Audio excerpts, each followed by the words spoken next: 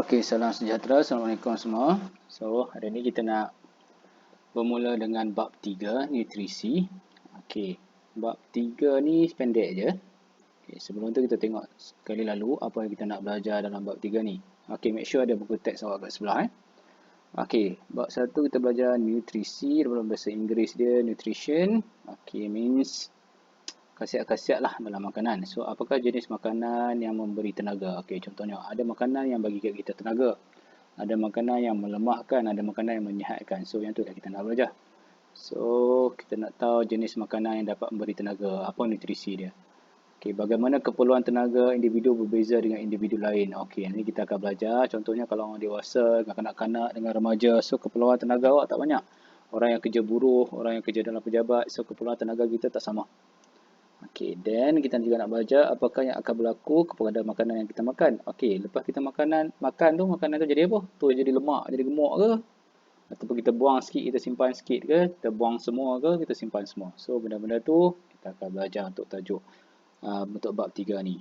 Okey, apa yang awak kena ingat dalam bab ni? Okey, so tengok kat sini. Di bawah ni, kita perkenalan dulu dengan bab ni. Okey, kita kena faham kelas makanan. So, kita ada 7 kelas makanan. So, kepentingan gizi seimbang. Okey, apa maksud gizi seimbang ni? Ada makanan kita kena ambil lebih, ada makanan kita kena ambil kurang, kena seimbang lah. Lepas kita makan, kita kena cerna dia lah. Baru makanan itu menjadi, orang kata. Okey, lepas kita cerna, ada juga kita buang sikit. So, lepas kita cerna, kita kena buat penyahatinjaan. Okey, kita kena buang lah. So, kita buat air besar, kita buang air kecil.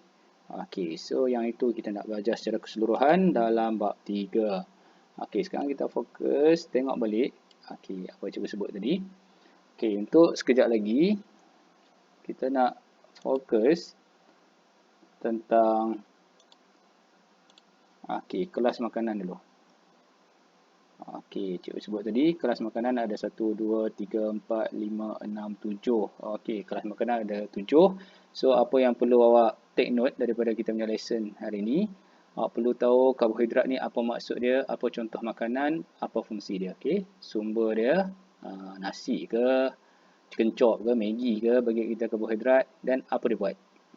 Sama juga, protein, kita kena tahu sumber dia, apa fungsi dia, apa dia buat. So, setiap satu ni. Okey, dan macam mana pula kita nak tahu dalam makanan tu, contohnya kita buat mi goreng telur teratas nah. Okey, kita nak tahu dalam mi goreng telur teratas tu ada protein tak? Ada karbohidrat tak? Ada lemak. So, kita ada beberapa ujian makanan yang kita boleh buat. Tapi dalam lesson ni cikgu tak tunjuk lagi lah.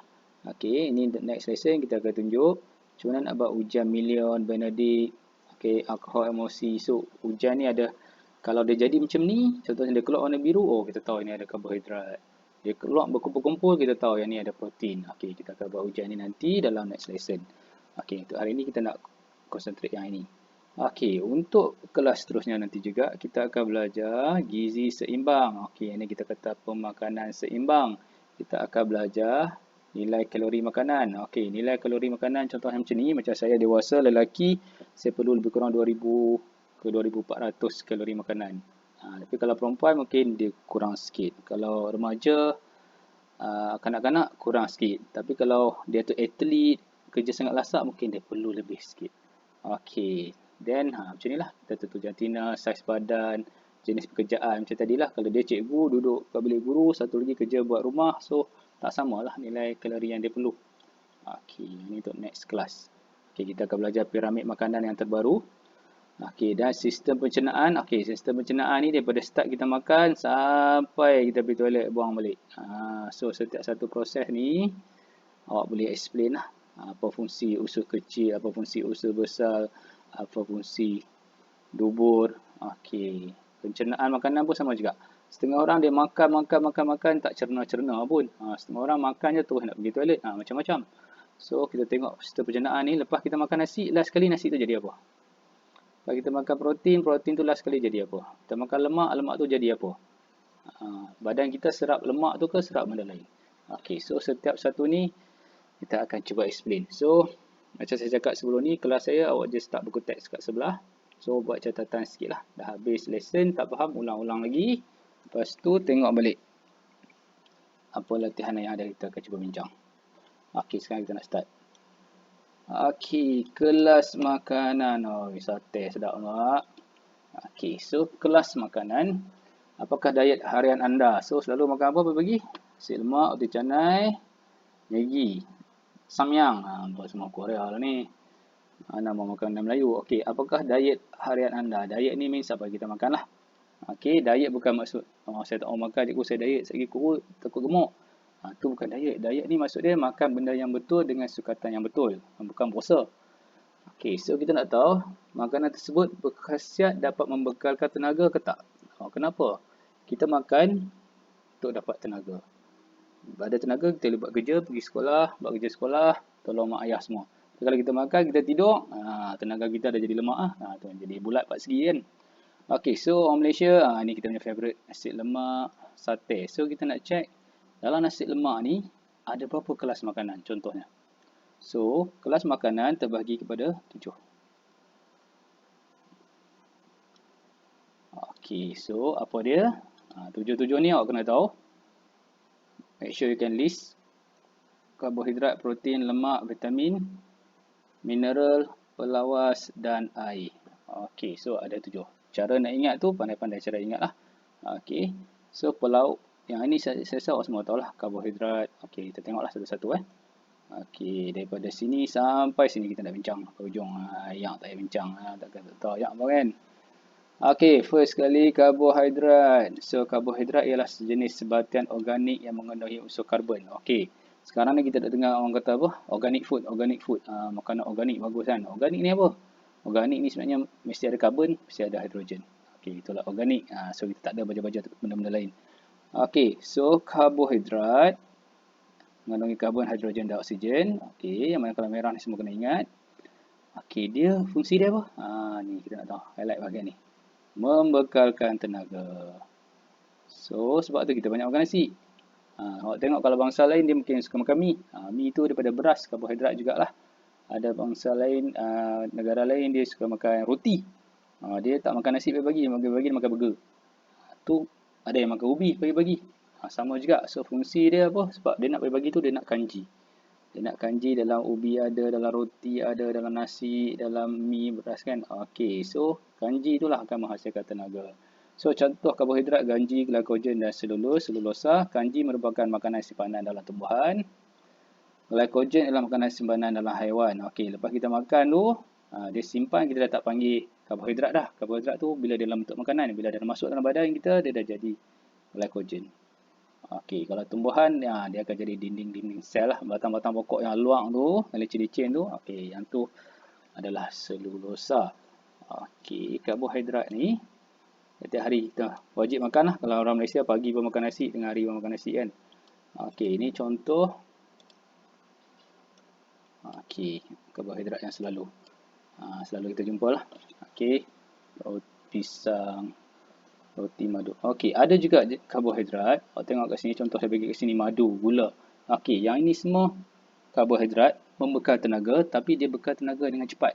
Macam tu orang kata kalau nak bersukan, makan pisang, minum madu ke gula. So, dia tak tukar proses. Dia terus release dalam badan kita, terus kita dapat tenaga. Contohnya awak mengantuk, awak minum kopi tongkat ali ke ginseng apa kan. Terus rasa fresh, nak study, nak tengok TV sampai tengah malam ke kan. Yang tu sebenarnya bukan sebab kopi tu, sebab kandungan gula dia banyak. So, dia bekalkan tenaga kat kita cepat. Tapi kalau kita tak buat kerja apa, tak bagus lah. Lama-lama terkumpul jadi gemuk lah. Okey, tu contoh dia. Okey, yang kedua ialah protein. Okey, protein ni very popular. Okey, protein ialah bahan makanan yang mengandungi unsur karbon, hidrogen dan oksigen. Dia sama macam karbohidrat tadi, tapi dia ada tambah N, nitrogen. Protein kita makan akan dicerna jadi asid amino. Okey, asid amino ni maksud dia macam rantai dah lah. Kita ada 22 jenis asid amino. So, dia gabung-gabung semua tu, bapak dia protein lah. Okey, asid amino ni cabang-cabang dia. Protein diperlukan, yang ni, pertumbuhan dan pembaikan tisu-tisu badan rosak serta menggantikan sel-sel yang telah mati. Okey, selain tu dia sintesis enzim, hormon dan antibody. Okey, contoh kalau awak dengar orang yang pergi gym buat bina badan kan. So, lepas dia pergi gym, dia ada protein shake. Dia panggil, susu protein. So, sebab apa? Bila dia pergi gym tu, dia angkat berat tu sebenarnya dia dah merosakkan tisu-tisu badan dia. Merosakkan otak dia, berat, sakit. So, bila sakit, badan kita perlukan something untuk repair. Dia perlukan apa? Dia perlukan protein lah. Lepas dia workout, dia makan protein. Lepas tu tissue yang rosak tadi serap protein, jadi muscle. So, semakin lama semakin besar lah. Semakin kuat tissue yang baru tu. Okay, itu maksud dia. Protein ni dia tolong repair. Kalau awak sakit, luka, makan banyak protein, cepat baik lah. Okay, so sumber-sumber protein, ini paling senang lah. Orang Malaysia dia tak ada suka makan ayam.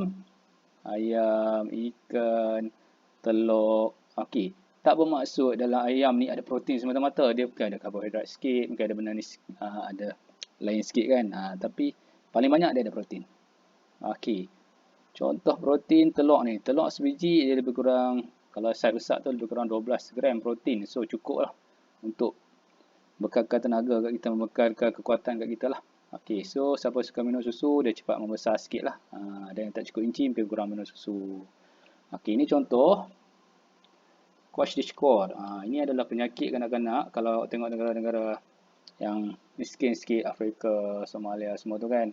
So, dia nak dapat susu protein, nak dapat sumber protein, telur, nak dapat ayam, semua susah. So, tengok anak-anak dia memang keding lah. Ada tulang je lah. Kalsium je lah. So, protein yang nak balut badan dia ni, tak ada.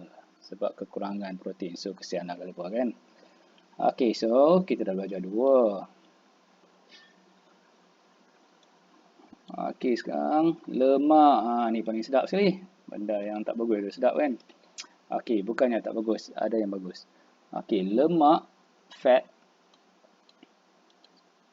mengandungi sama juga. Dia mesti ada karbon, ada hidrogen, ada oksigen. Okay, sebab apa dia sama macam karbohidrat? Sekejap lagi awak boleh jawab kenapa. Lemak terbentuk daripada asid lemak dan glycerol. Glycerol ni dia macam minyak sikit. Okay, asid lemak ni macam mana nak cakap lah. Macam kebengkang sikit. Okay, lemak merupakan sumber simpanan tenaga yang tinggi. Okay, sebab tu dia lebih kurang sama macam karbohidrat. Kalau awak makan karbohidrat, nasi banyak-banyak, lepas tu awak tak buat apa, tak kerja, buat apa, makan tidur, dia tukar jadi lemak lah. Lepas tu dia kata simpanan tenaga. Saya tak makan benda berminyak, cikgu saya macam makan nasi. Dia gemuk apa tu ke? Sebab lepas makan nasi dia tak buat apa. Lepas tu dia simpan lah. Jadi simpanan tenaga. Setiap gram lemak membekalkan 2 kali ganda jumlah tenaga yang dibekalkan oleh karbohidrat. Okey, sebab dia simpan, dia boleh guna lama sikit. Okey, lemak melindungi organ. Okey, kita jangan kata lemak ni tak bagus lah. Lemak ada yang bagus. Dia ada 2 jenis sebenarnya, HDL, LDL. Okey, satu lemak bagus, satu lemak tak bagus. Okey, lemak ni dia perlu untuk melindungi organ badan seperti jantung dan ginjal. So, dekat keliling jantung kita ada lemak jugalah. So, kalau kita terjatuh, terhentak apa semua pun, dia macam jadi buffer, jadi macam sponge. Tak direct kena jantung lah. Tapi kalau banyak sangat, jantung pun tak boleh bernafas lagi ya. Okey, lemak juga digunakan sebagai pengangkut bagi vitamin A, D dan K. Okey, sekejap lagi kita bincang kat bawah ni. Lemak berlebihan dalam badan disimpan di bawah kulit sebagai penebat haba untuk mengawal suhu badan. Okey, contoh dia saya buat contoh macam ni. Ada 2 orang. Okey, seorang kurus, sedang-sedang je. Okey, seorang sihat sikit. Okey, ni ada banyak lemak ah. Ada sikit lemak. So, katalah dua-dua ni terperangkap dalam hutan 2-3 hari. Lapang. Yang ni mungkin mati dulu lah. Sebab apa? Karbohidrat dah habis guna lah. Tak ada. Yang ini karbohidrat dah habis guna. Ada lemak pula tolong guna. Dia guna lemak pula. So, lemak tu dia kata kan 2 kali sumber tenaga. So, sebagai tenaga dia lemak tu pula sampai dia jadi kuih balik. Baru mati kot. Sama juga. Kalau dua-dua ni awak letak kat tempat sejuk. Yang ni mati ketak tu. Sebab apa ni mati ketak dulu? Sebab dia tak ada penebat. Orang lemak ni dia ada penebat. Tak payah pakai jaket pun tak apa. Lemak tu tolong jadi selimut dekat dia. Okey. Okey, ini contoh-contoh lemak Okey, so kita ada mentega, minyak kelapa, banyak minyak lah. Benda-benda berminyak ni lah. Kalau makan ayam goreng dengan minyak pun sama. Ayam tu bagus, tapi minyak yang goreng tu tak berapa bagus lah. Okey, bila kita belajar gizi seimbang nanti, kita akan tahu berapa banyak kita nak guna. Yang keempat vitamin. Okey, vitamin pula. Okay, kita ada banyak jenis vitamin Okey, vitamin ni ialah sebatian organik. Dia tidak membekalkan tenaga, tapi diperlukan oleh badan untuk mengekalkan kesihatan. Okey, dia macam support sikit lah, support. Perangsang lah. Kalau main bola tu, dia tukang sorak lah kira. Tukang sorak tu penting tu. Tak ada tukang sorak tak semangat nak main kan. Okey, dia tak bagi tenaga pun. Tukang sorak dah bagi tenaga kau. Mana ada bagi tenaga, tapi dia bagi kita semangat lah. Okey, dia mengekalkan kesihatan yang baik. Vitamin boleh dikelaskan kepada larut air dan larut minyak. Okey, ini kena tahu Ada vitamin jenis larut air. Larut air ni apa? Okey, larut air ni bila kita makan vitamin tu, okey, dia kita boleh buang lah melalui air kencing kita. So kita makan, kita minum air apa semua. Okey, vitamin larut lemak ni, okey, pengangkut dia ialah lemak. So sebab tu kat badan kena ada lemak sikit juga. Okey, vitamin ni satu lagi cikgu nak pesan, okey, selalu ni benda penting ni 5 jenis vitamin ni kita kena ada. Okey, vitamin ni sebenarnya kita tak perlu pun beli suplemen vitamin C apa semua tu. Dalam setiap makanan yang kita makan, kalau kita makan makanan tu seimbang, okey, dah siap dalam tu. Contohnya kalau kita makan buah, dah ada siap vitamin C dalam tu. Kita makan sayur, dah ada siap vitamin K semua dalam tu. So, kita tak payah beli suplemen, apa, Beroka lah, apa semua tu kan. Semua wayang. Okey, kita tengok vitamin. Penting ke tak penting? Sangat-sangat penting walaupun sikit. Tukang sorak memang sangat penting. Okey, contoh cikgu cukup tadi. Okey, yang ini untuk exam nanti. Soalan dia suka tanya, apa fungsi vitamin A? Kalau tak makan vitamin A, jadi apa? Kalau nak vitamin A, kena makan apa? Okey, dia katanya apa fungsi, contohnya dia kata, kalau kurang vitamin K, jadi apa kat badan kita? So, table ni, make sure awak ingat. Okey, ni soalan-soalan favorite exam Okey, so kita try satu-satu. Vitamin A sumber dia apa? Okey, susu, kuning telur, minyak ikan. Minyak ikan. So, membantu penglihatan pada waktu malam, memelihara kesihatan kulit. Okey, setengah orang dah tak rabun malam. Macam saya pun rabun malam sikit. Malam saya tak nampak, malam kena pakai spek. Okey, so saya kena banyakkan makan susu dan kuning telur. Setengah orang tak mau makan kuning telur, takut gemuk. Tak makan pun gemuk sebab tu ke. Kan? So, make sure, siapa yang rasa rabun tu, start lah. So, mak masak banyak sikit kuning telur. Okey, vitamin B. Vitamin B ni, okey, dalam telur pun banyak. Yeast hati. Vitamin B memelihara fungsi sistem saraf. Sistem saraf ni apa? Urat lah. Orang duk sakit urat. Kan? Dan pembentukan sel darah merah. Okey, penyakit dia kalau kurang jadi apa? Anemia. Anemia ni penyakit berkaitan dengan darah lah. Beri-beri pun sama lah. Beri-beri ni sikit urat.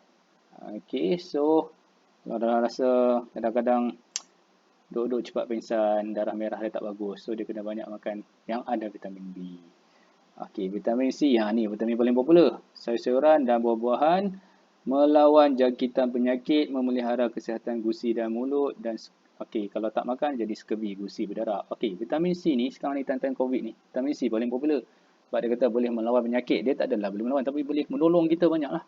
Cuma saya nak ingatkan, okey, yang ini tolong take note Vitamin C ni, tolong cakap kat mak ayah, vitamin C ni kalau orang dewasa macam saya pun, saya perlu 90mg je sehari.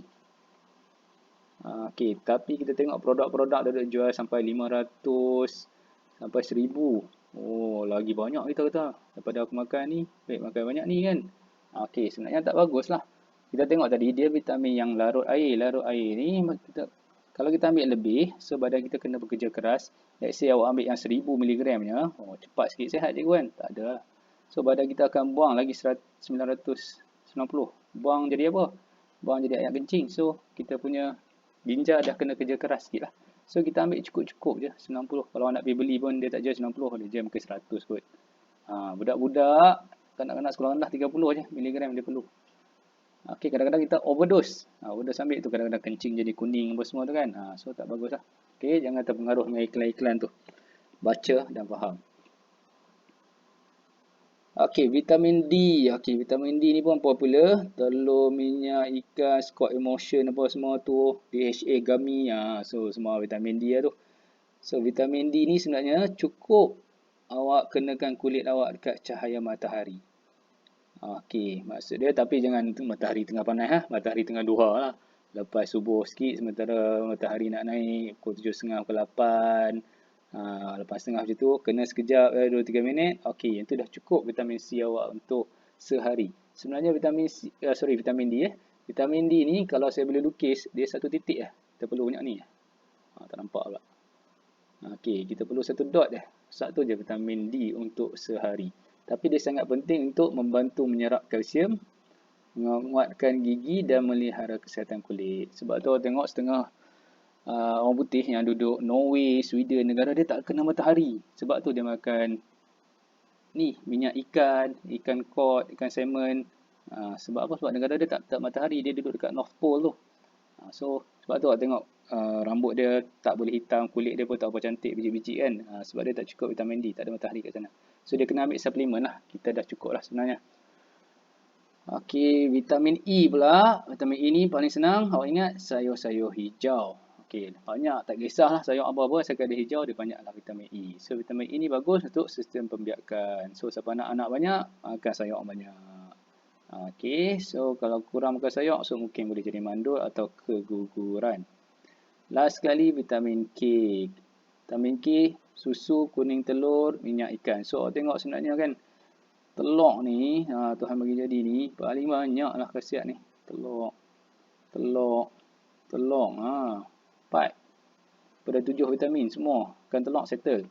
Okey, mempercepatkan proses pembekuan darah. Setengah orang bila dia luka sikit, darah dia lambat nak beku. Bobos selotek, berplaster pun tak beku-beku. So, dia dah kekurangan vitamin K. So, kena balik minum susu banyak lah. Okey, so, cikgu sebut tadi, untuk table ni, make sure awak tahu setiap jenis vitamin ni, apa sumber dia, daripada mana nak dapat, dan apa kepentingan dia lah. Kalau vitamin, kita sebut vitamin K, untuk apa? Okey, dah tahu. Alright, kita dah nak habis. So, pelawas. Apa dia pelawas ni? Pelawas ni, okey, sebenarnya serat lah. Serat, tak faham tak? Serat fiber. Fiber. Apa dia punya fiber? Pelawas. Pelawas ialah bahan yang tidak dapat diuraikan, serat, diuraikan oleh sistem pencernaan, terdiri pada selulosa dan terdapat dalam dinding sel tumbuhan. Okey, nak senang, fiber ni awak terbayang oat lah. Oat. Kita dah tengok iklan Quaker Oat ke apa tu. Okey, so pelawas sangat penting untuk merangsang peristalsis, iaitu pergerakan disebabkan pengecutan dan pengenduran otot-otot salur pencernaan. Okey, so pelawas ni fungsi apa? Kata awak makan oat, dia akan masuk dalam badan kita. Okey, masuk. Okay, awak makan je dia masuk. So, sebelum kita nak buang air besar tu, on the way daripada dalam mulut ni, okey, dia akan serat-serat apa-apa lemak-lemak, minyak-minyak yang dalam usus kita tu. Tadi kita makan apa, chicken chop, cakotia apa, yang tak bagus kulit-kulit bawang kalau tertelan. So, dia akan serap bawa sekali. Sebab dia tak dicernahkan. Tidak dapat diuraikan. Dia tak dapat diuraikan. So, dia keluar bawa sekali kolesterol semua. Sebab tu orang yang banyak kolesterol, bila dia banyak makan fiber, dia akan kuranglah kolesterol dia. Sebab benda tu akan bawa dia keluar sekali. So bila awak buang air besar tu, dia akan keluar dengan lemak-lemak semua sekali. Dengan yang oat awak makan semalam tu pun ada lagi keluar. Okey, tu cerita dia. Okey, so baca kat sini sekali lagi. Dia membantu pengecutan dan pengenduran otot-otot salur pencernaan, usus kecil dan usus besar, memudahkan pergerakan makanan sepanjang salur tersebut dan mengelak sembelit. So dia tak sembelit lah. Apa dia masuk, yang tu dia keluar balik. Sambil dia keluar tu, dia bawa sekali yang mana-mana terlekat di susu semua, dia bawa keluar sekali. Okey, so apa yang kita kena makan? Roti gandum berserat. Yang ini sebenarnya tak susah nak dapat pun. Kalau makan gardenia yang colour hijau tu. Ini yang colour merah biasa tu, roti putih. Roti hijau tu, itu fiber lah. Dia ada biji banyak dalam tu. Kalau beras pun, dia ada, sekarang orang panggil beras perang kan. So beras perang tu lah. Okey, dalam tu. So oat apa semua. Okey, so kita dah habis 6. Kita go last part.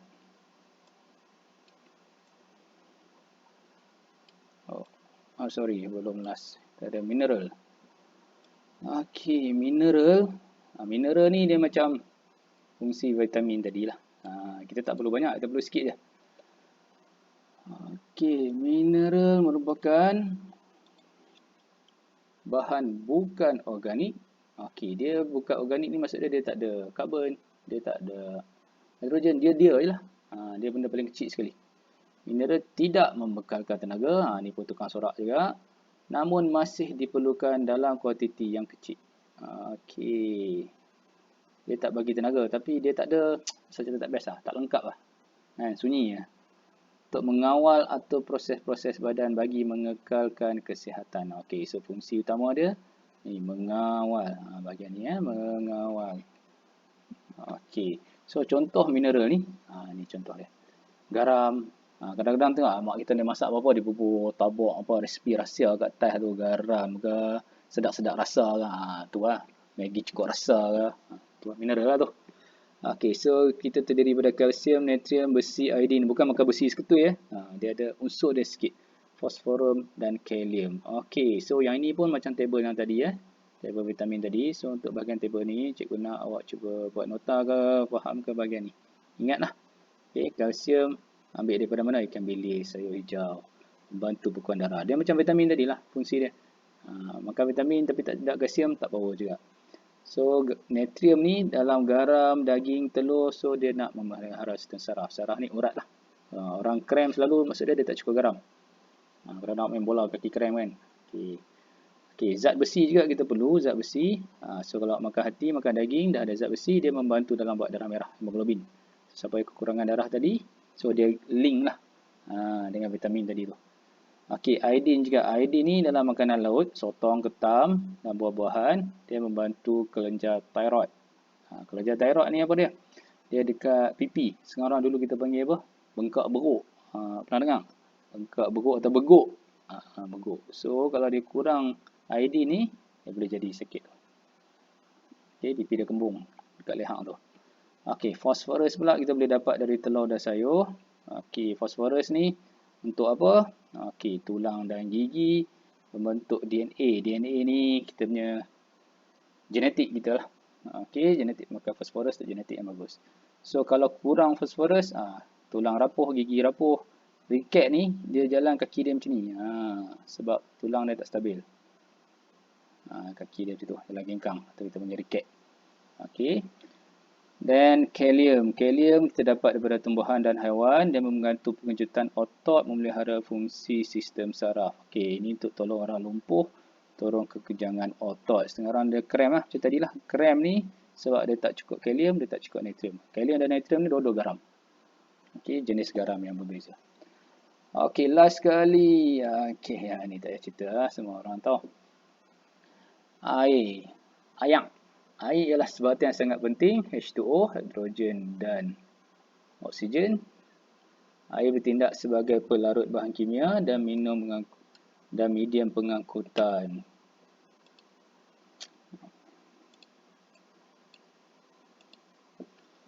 Okey, so pelarut, kadang-kadang kita makan benda tu banyak, garam terlebih sangat ke apa terlebih, so kita kena benda ayak lah bagi neutralize balik kan. Okey, ia mengangkut hasil perkembuhan seperti urea dan garam mineral berlebihan keluar serta mengatur suhu badan melalui penyedatan peluh. Okey, ayak ni banyak fungsi dia. Bila kita minum, okey, kita buat apa? Kita neutralize, maksudnya kita mungkin terlebih garam ke apa tadi, so dia akan cairkan balik. Okey, sebagai pelarut bahan kimia. Lepas tu juga dia bawa lah apa yang kita makan, zat-zat tadi. Okey, awak makan vitamin C ke apa semua, nak bawa macam mana? Ayak tu akan bawa lah. Okey, lepas tu juga bila dia lebih dia akan buang lah. Melalui urea kita akan kencing ataupun kita akan peluh. So peluh ni fungsi apa? Untuk sejukkan badan balik lah. Okey, cuma sekarang persoalan dia, ni. Kita perlu air sekurang-kurangnya 2 liter sehari. Okey, ini secara saintifiknya lah. Okey, sekarang ni cerita benar ya, cikgu cerita. Okey, berapa banyak air awak nak minum?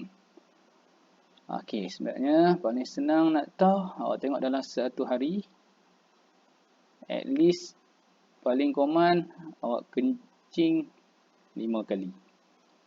Okey, so kalau awak kencing kurang daripada 5 kali, maksud dia badan awak tak cukup air. Okey, sebab apa? Kita tak boleh kata setiap orang perlu 8 gelas, 8 liter ke, 2 liter ke. Ini ikut orang lah. Okey, kalau berat dia 80 kilo dengan berat 40 kilo. Okey, mungkin kandungan air dia lebih banyak. Dia nak sikit. Ini pula dia kerja apa? Mungkin kerja tengah panas, buat panda ke. Yang ni kerja apa? Kerja cikgu duduk bilik guru ke. Minum air banyak-banyak pun tak boleh juga kan. So, kita nak tahu paling cun, satu hari awak cek. 5 kali sehari mesti awak kencing. Minimum lah. Kalau lebih sampai 10 kali pun teruk tak. So, setiap kali pergi toilet, tulis nama, tanda. So, berapa kali lah. Ini berapa kali lah kencing kan. So, kita tahu lah air dalam badan kita cukup tak cukup. So awak tengoklah kalau lidah awak kering, bibir kering, selalu kan muka berkering tu tak cukup air lah maksud dia. Okey, kita dah habis buat penerangan pasal ni. Okey, macam cikgu sebut tadi. Untuk eksperimen untuk membuktikan benda ni, okey, aktiviti 3.1 dan 3. Okey, kita ada A, B, C, D. Okey, yang ni awak baca sekali lalu. Okey, awak baca untuk next class, cikgu akan ulang benda ni. So, kita tahu kalau kita bubuh benda ni, hasil pemerhatian dia kita akan bincang untuk next class. Okay, so thank you. See you again next class.